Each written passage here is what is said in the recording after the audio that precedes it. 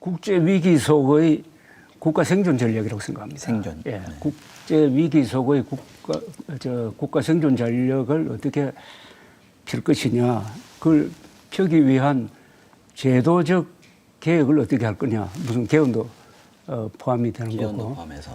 근데 하는데 이게 보수가 정상화돼야 돼요. 지금 한국의 보수가 문명 건설 세력으로서 문명 건설의 챔피언으로서 역할을 해왔는데 이번에 이 탄핵 사태를 겪으면서 보수층은 있지만은 보수 정치 세력이 거의 와해 직전으로 가버렸다 이거예요.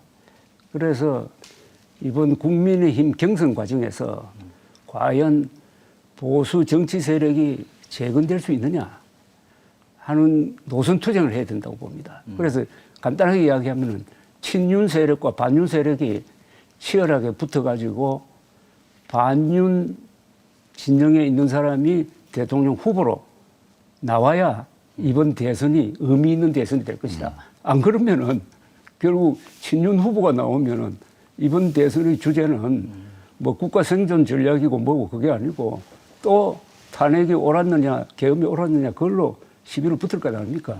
그래서 이번 대선은 그 방향성을 국민의힘 경선이 결정할 거라고 봅니다.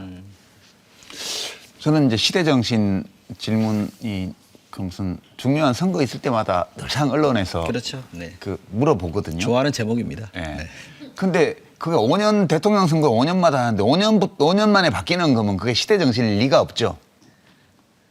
그러니까 시대정신이라는 것은 여러 세대를 걸쳐서 노력해야만 이룰 수 있는 아주 높은 가치를 시대정신이라고 하는 거죠. 그러니까 저는 사실 우리 대한민국이 정부 헌법을 채택하고 재헌의회에서 정부를 수립했을 때 그 시대정신이 정해졌고 그것이 우리 헌법에 담겼다고 봐요. 네. 그리고 지난 80년 가까운 세월 동안 1948년부터 하면 75년 세월 동안 여러 우여곡절을 겪으면서 그 시대정신을 실현하는 데 다가서려고 노력해온 역사라고 봐요. 그 과정에서 서로 다투기도 하고 방법이나 혹은 방향이나 또는 어느 것이 우선이냐를 놓고 서로 싸우기도 하고 때로는 어느 쪽에서 아주 독재적이고 폭력적인 방법으로 상대방을 억누르기도 하고 이런 역사를 겪었지만 대체로 우리 대한민국이 그 시대정신을 향해서 접근해온 역사라고 봐요, 우리가. 그러니까 그 식민지에서 막 벗어나서 분단당하고 분단을 당한 거잖아요, 강제적으로. 그리고 국토가 분단되고 국가가 분단되고 그리고 내전을 민족 상단의 내전을 해서 민족이 분단되는 그 비극을 겪고 아무것도 없는 땅에서 출발해서 지금 선진국 대열에 우리가 진입을 했잖아요. 민주주의 국가가 됐잖아요. 이런 역사를 우리가 살아왔고 그 시대 정신은 세 가지라고 저는 봐요. 우리 헌법에 담긴 거기도 하고 제가 개인적으로 생각하는 거기도 한데 첫 번째는 자유. 이게 이제 민주주의까지 자유에 들어오는 거예요. 자유. 두 번째가 번영. 잘 살자는 거죠. 세 번째가 평화입니다. 우리 분단 국가니까.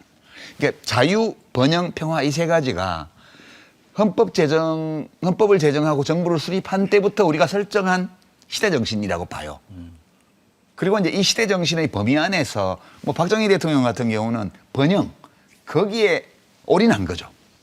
다른 가치를 희생시키면서까지 거기 올인했던 거고 뭐 또 다른 지도자는 또 다른 데 더 중점을 두고 해왔고요. 그러나 그 모든 길을 통해서 우리 대한민국이 지금 여기까지 와 있는 거라고 저는 봅니다. 네. 이번 대선에서도 시대 정신은 세 가지예요. 자유로운 사회, 번영하는 나라, 그리고 평화로운 한반도. 네.